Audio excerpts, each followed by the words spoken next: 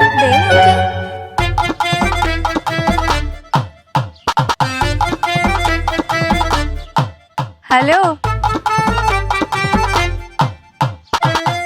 എന്താ?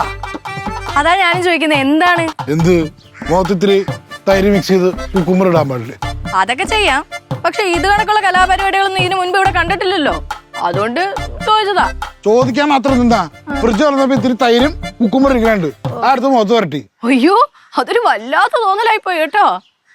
ഫ്രിഡ്ജിൽ നല്ല ഒന്നാന്തരം പച്ചമുളക് ഇരിപ്പുണ്ടായിരുന്നല്ലോ, അത് തേക്കാൻ തോന്നിയില്ല നിങ്ങക്ക്? അത് തേച്ചിരുന്നെങ്കിൽ അച്ഛന്റെ മുഖത്ത് നല്ല ഗ്ലോ കിട്ടിയാനെ. നിങ്ങൾക്ക് രണ്ടുപേർക്കും എന്താ ഇവിടെ കാര്യം? പോയെ പോയെ പോയെ. ഞാൻ സാലഡ് ഉണ്ടാക്കാൻ വെച്ച കുക്കുംബർ അച്ഛൻ എന്തിനെടുത്തേ? എനിക്കത് അറിയണം. എടാ, നിനക്കൊക്കെ എന്തൊക്കെ അറിയേണ്ടത്?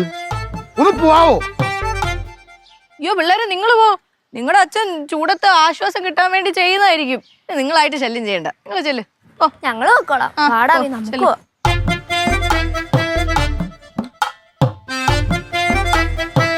നീ പോണില്ലേ?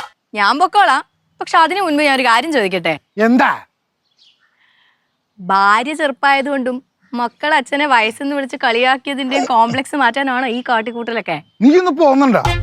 ഞാൻ പോയേക്കാം, പക്ഷെ ഞാൻ നിങ്ങൾക്ക് ഫ്രീ ആയിട്ടൊരു ഉപദേശം തരാം. എന്താണാവോ? ഈ മേലോട്ട് പോയാൽ താഴോട്ട് വരാത്തതായിട്ട് ഒറ്റ കാര്യമുള്ളൂ, അത് പ്രായമാണ്. പ്രായം മാത്രമല്ലടി, ഭൂമിയിൽ നിന്ന് മേപ്പോട്ട് പോയാലേ താഴത്തോട്ടുള്ള പല സാധനങ്ങളും ഈ ഭൂമിയിലുണ്ട്. രാവിലെ തൊട്ട് തുടങ്ങിക്കോളും അമ്മ പിള്ളേരും തള്ളയൊക്കെ കൂടെ. നിനക്കൊക്കെ എന്തിന്റെ ഭ്രാന്താണ്?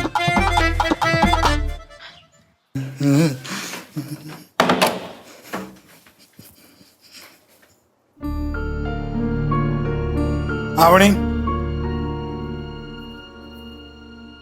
ആവണി, എന്തുവാ രാവിലെ കിടന്ന് അലറുന്നത്? ഇതെന്താണത്? അയ്യോ, ഇതെന്താണെന്നത്? ഞാനിത് തേച്ച് വെച്ചിരുന്നതാ. പിന്നെ ഇത് ആര് ചെയ്യണിങ്ങനെ? ആ, ഇത് ആരും എങ്ങനെ ചെയ്തത്? ആ, മരിച്ചവന്റെ അച്ഛൻ ചെയ്തായിരിക്കും. ആ, ചിലപ്പോ ആയിരിക്കും. തമാശ കളിക്കാണ്. പോയി തേച്ചിട്ടോ അറിയത്? ഓ, തേച്ചിട്ട് വരാം. മര്യാദക്കൊരു പണിയെടുക്കയില്ല. എന്താ?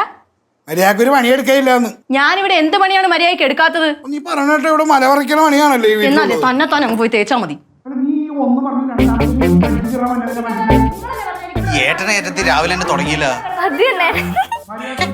നീ എന്തിനാ ചിരിക്കണേ? രാവിലെ എന്നെ വെറുതെ ഒന്ന് ചൊറിഞ്ഞു. നിനക്ക് പുട്ടല്ലാതെ വേറൊന്നും ഉണ്ടാക്കാൻ അറിയില്ലേന്ന്. അതുകൊണ്ട് എനിക്ക് പുട്ടല്ലാതെ കുടുംബകലഹം ഉണ്ടാക്കാനും അറിയാം. നീയാണ് അപ്പൊ ഈ പ്രശ്നത്തിന് കാരണം? പൊന്നോ, എന്നോട് കളിച്ച എങ്ങനെ ഇരിക്കും? പിന്നെ ആരും ഈ ഷർട്ട് ചളക്കി പിളുക്കി ഇട്ടേക്കണത്? ഞാനല്ല ചെയ്തെന്ന് പറഞ്ഞില്ലേ, പിന്നെ നിങ്ങൾ പിന്നെ അതും പറഞ്ഞ് എന്റെ മെക്കെട്ട് വരുന്ന എന്തിനാ? പിന്നെ എനിക്ക് എന്താ ഈ പ്രാന്ത ബാത്റൂമിൽ നിന്ന് തേച്ച ഷർട്ട് ചുളുക്കി മളക്കി ഇടാൻ വേണ്ടിട്ട്? ആ, എനിക്ക് ആ കാര്യത്തിൽ നല്ല സംശയമുണ്ട്. എടി, രാത്രിന്നില്ല പകലുന്നില്ലാണ്ട് കഷ്ടപ്പെടണേ ഈ കുടുംബത്തിന് വേണ്ടി ഞാൻ. ആഹാ, എന്നാ ഒരു കാര്യം ചെയ്യും, ആ കഷ്ടപ്പെടുന്ന കൂട്ടത്തിൽ ഇതും കൂടെ നിങ്ങൾ തന്നെ ചെയ്തോ, എനിക്ക് സൗകര്യമില്ല ചെയ്യാൻ. ഒരുമാതിരി സ്വഭാവം കാണിച്ചാണ്ടല്ലേ? നിങ്ങളോട് ഞാൻ പലതവണ പറഞ്ഞിട്ടുണ്ട്, ഒരുമാതിരി മാടമ്പി ഭർത്താക്കന്മാർ സംസാരിക്കുന്ന പോലെ എന്റെ അടുത്ത് സംസാരിക്കരുതെന്ന്. ഓഹോ, അപ്പൊ നിനക്ക് മാടമ്പി ഭാര്യ ആവാം. ആ, എനിക്കാവാം. നിനക്ക് എന്തോ ആവാം. ആ, എനിക്കാവാം. അല്ലേ? നിന്റെ സാരിയും ബ്ലൗസോടെ ഇരിക്കണത് അലമാര തന്നെ അല്ലേ? അതെങ്ങാനും വലിച്ചു വാരി ഇട്ടാ അടിച്ചു വാരി ഇടാനല്ല, പിന്നെ ഇന്നോട്ടെ നിന്റെ സാരിയും ബ്ലൗസും ഞാനിടാം. എന്നിട്ട് നീയേ ഈ പാൻസ് ഷർട്ട് നീ ഇട്. എന്നിട്ട് പിള്ളേര് എന്നെ അമ്മയെന്നും നിന്നെ അച്ഛനും വിളിക്കട്ടെ. അതാകുമ്പോ സൗകര്യമായല്ല, തൃപ്തിയായല്ലേ നിനക്ക്? എനിക്ക് നിങ്ങളോട് സംസാരിച്ചിരിക്കാൻ സമയമില്ല.